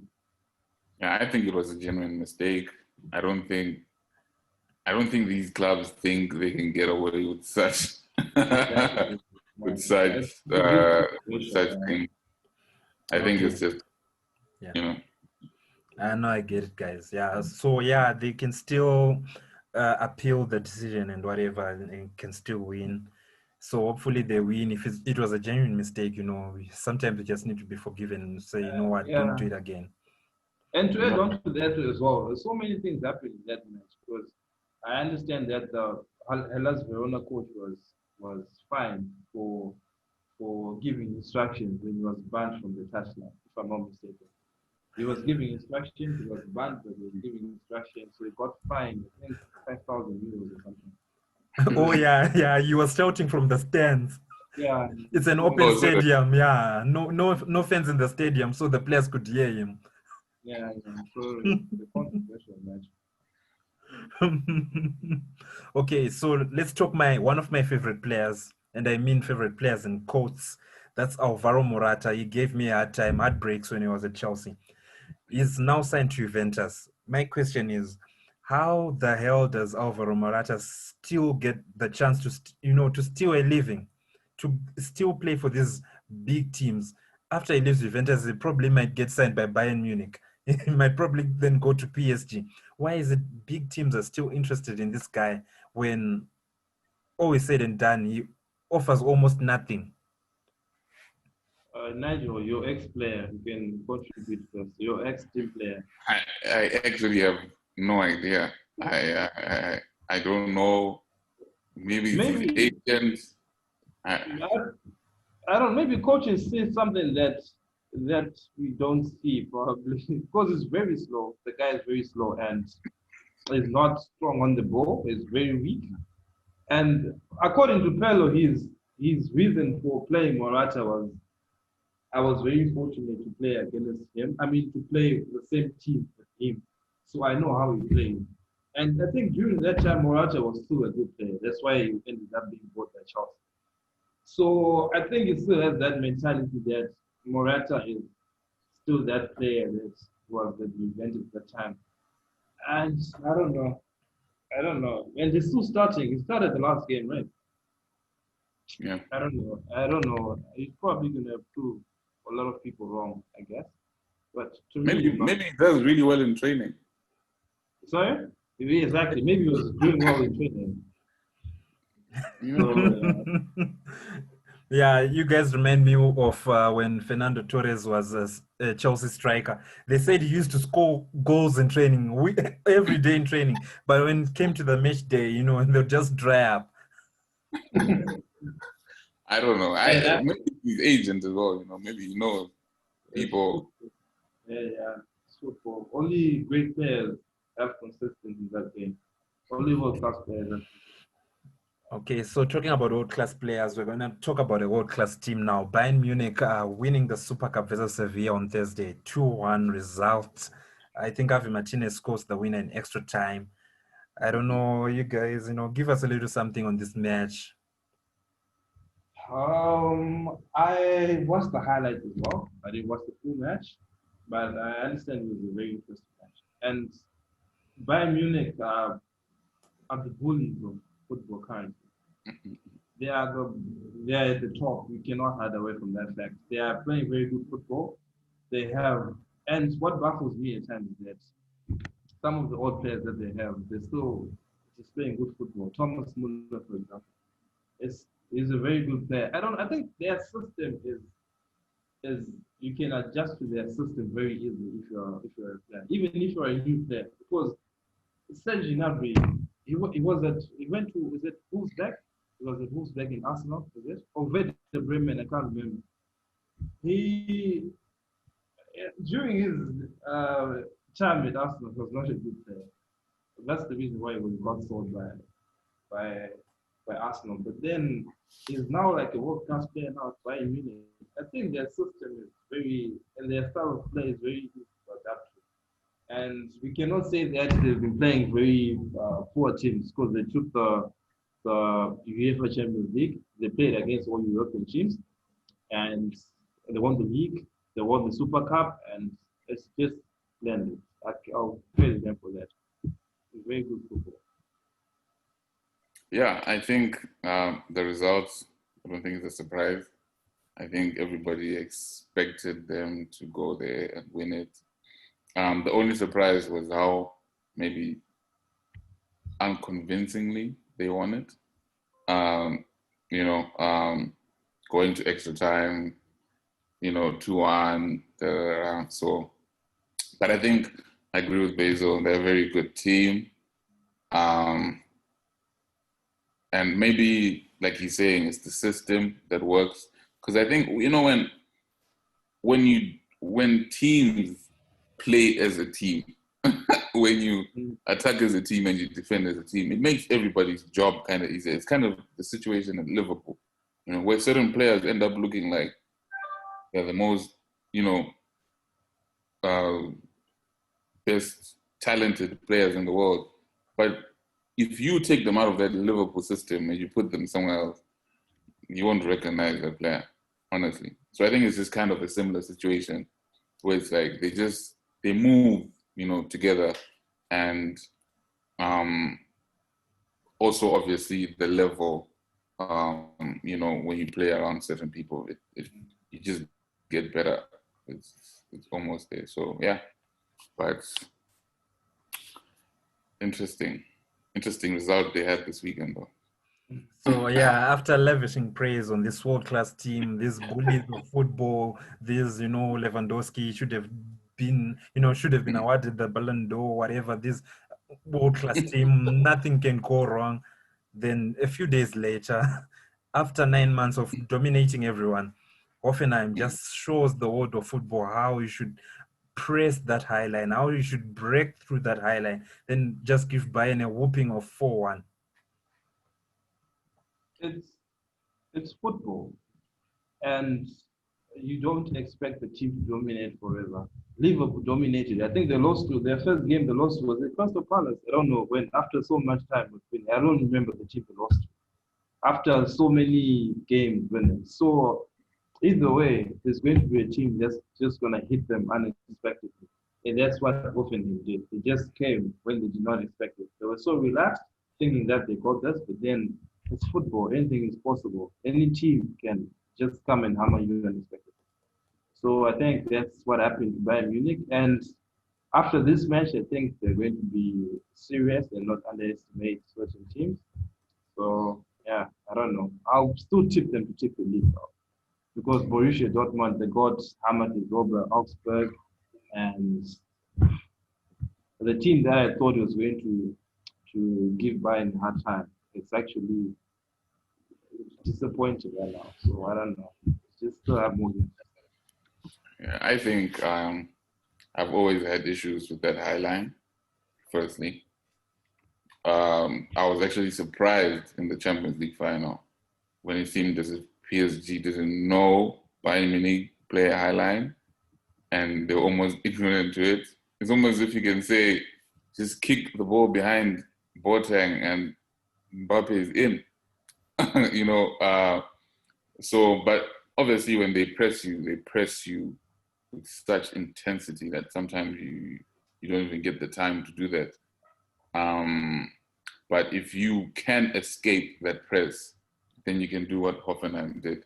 And it looks like Hoffenheim, you know, they were able to escape it 4 times and they got the result. So that's the only problem that's the weakness with Bayern Munich, that high line. Yeah, losing to Hoffenheim and all. Do you guys still consider them to be the favorites of the Champions League? And also considering that they lost a key player in Thiago, who's now is going to be playing for Liverpool. I believe I was saying that they'll take the Champions League will be a bit. I can't say. Okay, there's been this thing of Champions League not being taken twice, but Real Madrid abolished that terminated that. So them taking the Champions League is not very realistic to me, considering that so many. I think most coaches know how Barcelona plays. Like what Nigel was saying, that they do the highlights and that. So coaches are spotting the weaknesses of Bayern Munich, and I think it's going to be very hard for them to retain the Champions League. But who knows? We just have to see, wait and see. Nah, they don't win the Champions League again. Yeah, it's going to be very hard. I don't think they do. I think PSG win it this time.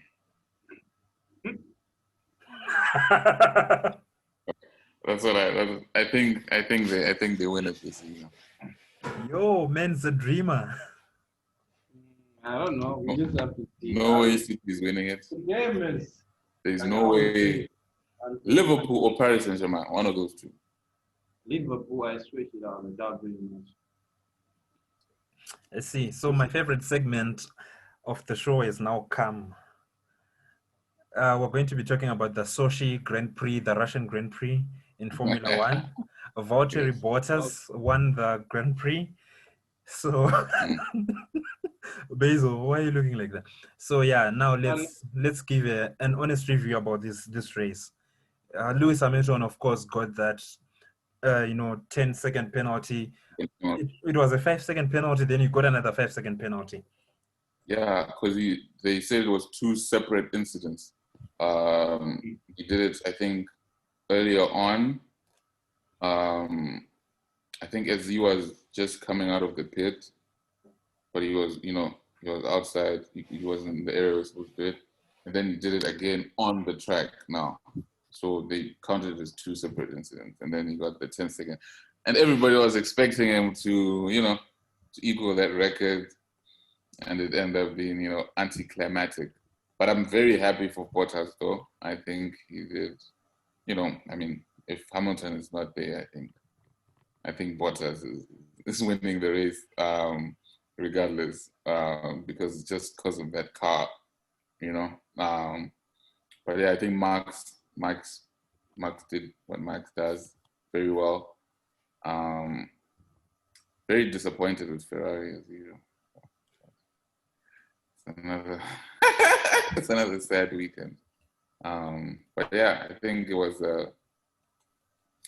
probably wasn't the most exciting race, but it was nice. It was nice. For me, I won't analyze this. I don't have any analysis. From soccer, I'll just say congratulations to Bottas. That's all I can say. Okay, yeah. So looking at this, yes, Bottas won a race, and this is a guy who's been accused a lot of times of being, too accepting of his role at Mercedes, too accepting of Hamilton being the number one guy, playing second fiddle, not being competitive enough. Because people actually say if Max Verstappen was at Mercedes with the car that they've got the best car, he would actually push Hamilton more because he would want to win also. He wouldn't settle for being second best. Yeah, I think I can agree with that to a certain extent. I think there are times when obviously Lewis Hamilton is because he's Lewis Hamilton. But I don't think, I think Bottas has got to where he's at and doing what he's doing because he's very competitive, I think in some races it just comes down to the driver's ability. What are you a very good driver or not? And I think Lewis Hamilton is, as we all know, probably Michael Schumacher level driver. So there's not many things Bottas can do, about that. Okay, so in the early hours of African time morning, the Miami Heat finished off the Boston Celtics to ensure that they're in the NBA Finals. They're going to be facing a very, very strong Lakers team. I think the Lakers are probably going to be favorites for this one, but I just want to get predictions from you guys before this NBA Finals start. Which team you think might be taking the NBA championship? I'll tip the Lakers because there's a lot of bad blood between. I mean, with what's his name, LeBron James. So I think that's with his performance will be outstanding. I'll tip LA Lakers for that week. I have an issue with Lakers. There's some quarters and maybe some games where they kind of not present, and then the next game obviously they bounce back and they do what they have to do. Hence the 3-1s, the 3-1s, the 3-1s. But I think Heat will be maybe the toughest test. But I still tip them winning. I think this one's gonna go right down to it. So I think Game 7. I'm calling it Game 7. So it'll be interesting. Since you have already picked the Lakers, I can't make it unanimous. I have to go for the Heat with Jimmy Butler. Jimmy Buckets is going to have to, give LeBron some stress. LeBron James is the best player, almost the best player who ever played, just maybe barring Michael Jordan. He's a bit old, but he's got the supporting cast. Now, when he's got a guy like Anthony Davis, LeBron has always won this championship sometimes without, especially the one he won in Cleveland, without the right amount of support. But now he's got a player like Anthony Davis who's just, maybe top 2, top 5. Those two might be the two best players in the NBA on the same team. So I guess, yeah, the Lakers are going to be the favorites, but I'll just tip, just say maybe the Heat can win it in 7 games, just like the final seconds of Game 7, Jimmy Butler to put in the bucket. I don't know. I'm going for the Miami Heat. But something to note as well, some of these Lakers guys haven't played in finals before, so even Anthony Davis is his first one, so it'll be interesting. And I think LeBron will be needed a lot more here, you know, not only on the field, but on the court, but, you know, mentally as well. He needs to be able to keep these guys, you know, where they need to be.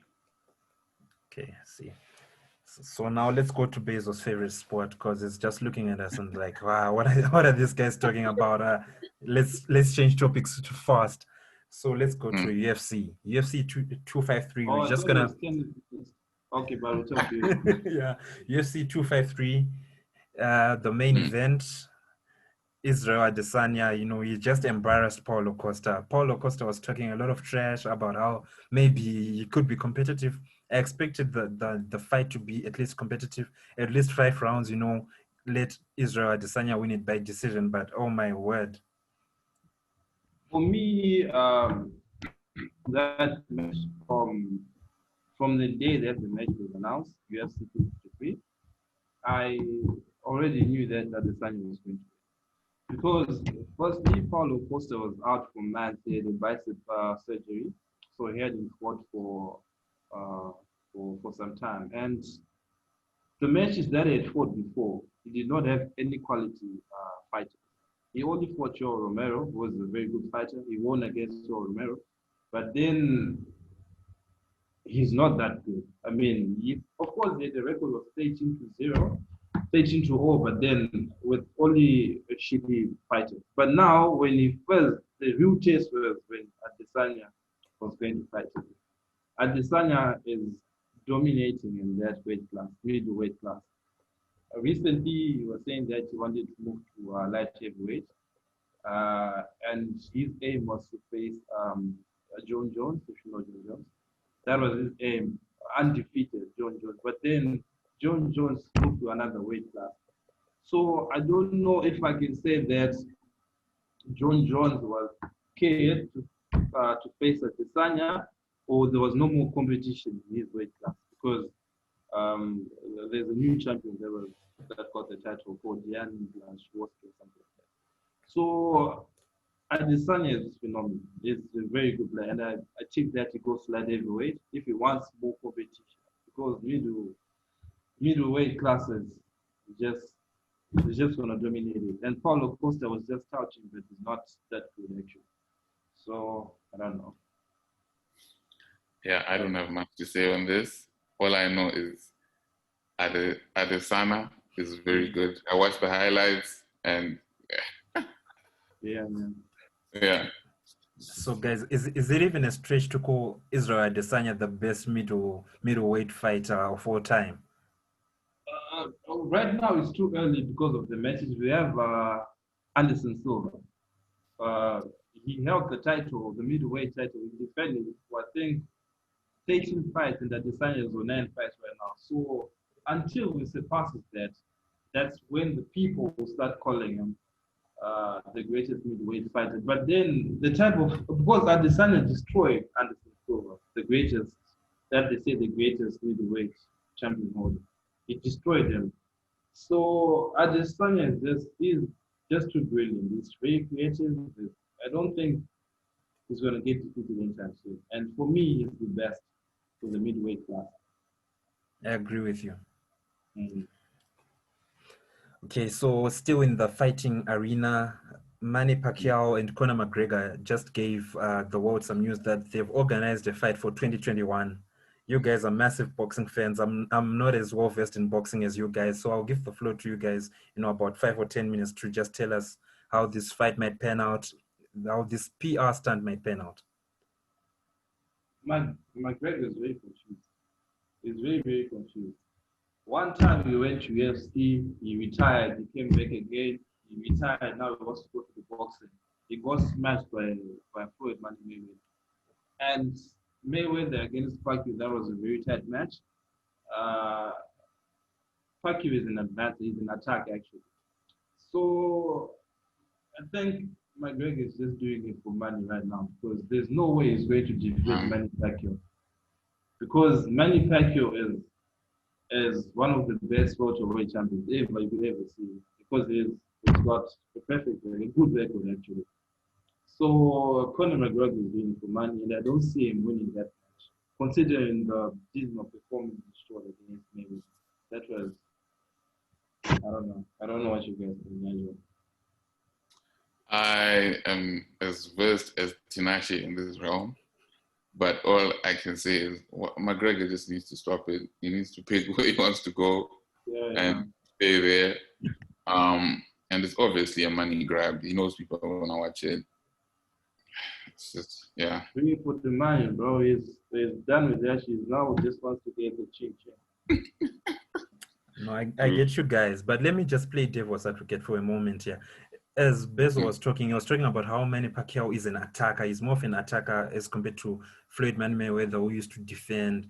So what if maybe Manny Pacquiao is just going to, when he's going for the attack, maybe opens himself just a little bit more, especially if this is an exhibition fight. He's not going to defend as much. He's already not the best of defenders.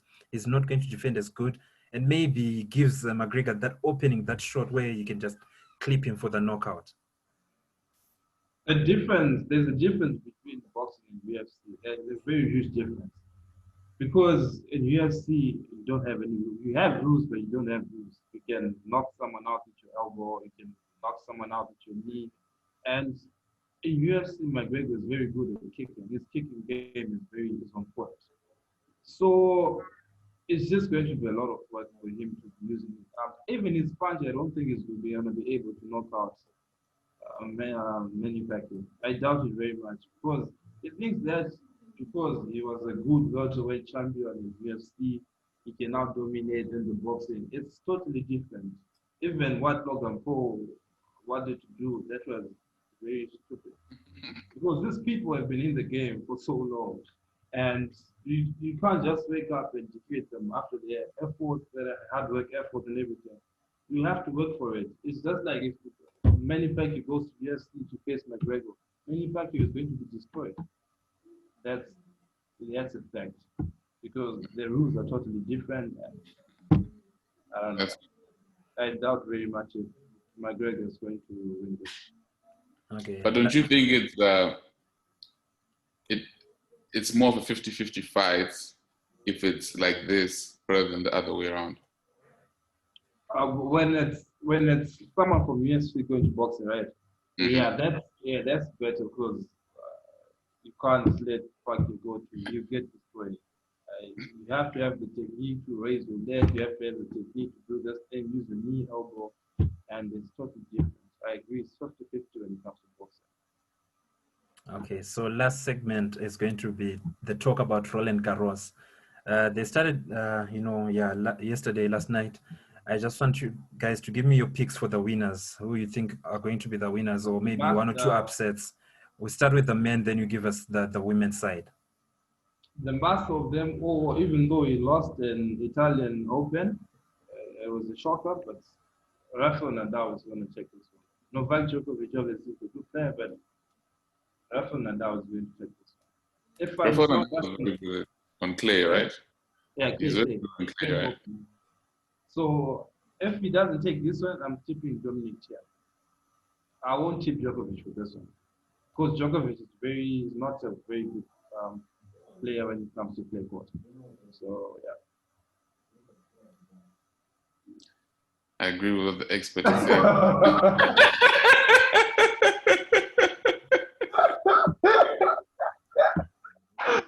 Oh my God. Yeah, but yeah. Okay, yeah. So guys, give us your pick for the female athletes, for the women.